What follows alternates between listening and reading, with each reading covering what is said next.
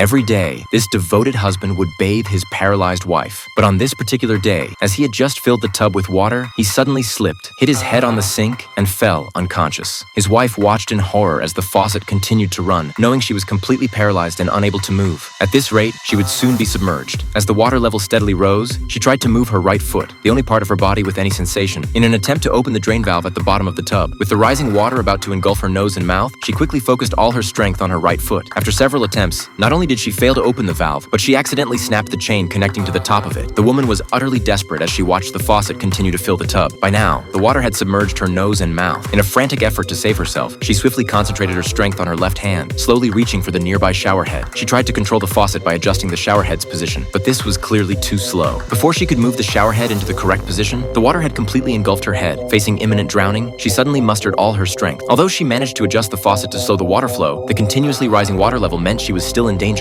As her held breath was about to run out, she quickly relaxed her body, allowing her right foot to naturally float up, and then forcefully kicked open the drain valve at the bottom of the tub. The water level immediately began to drop. After some of the water drained out, her head finally emerged above the surface. Thanks to her strong will to survive, this woman ultimately made it out alive. But then she discovered a stunning fact. This near-death experience had miraculously restored sensation throughout her entire body. Her body, paralyzed for 30 years, seemed to have been given new life. Grasping the edge of the tub, she slowly got up to check on her husband. Strangely, though, her husband, who had been lying on the floor, had suddenly vanished. Looking at the traces on the floor, she was overcome with despair. Her husband hadn't actually been unconscious. Why did he watch her nearly drown without lending a hand? Was this deliberately planned by her husband? She mustered all her strength and crawled over to the phone, ready to call the police for help. But as she picked up the receiver, she discovered to her horror that the phone line had been cut. Just then, a shadowy figure darted past the door. Gripped by terror, she assumed it was her husband, coming to finish her off. Heart pounding, she crept down the stairs with utmost caution, dreading what awaited her. But nothing could have prepared her for the shocking sight at the bottom. There, lying motionless on the floor, was her husband's lifeless body.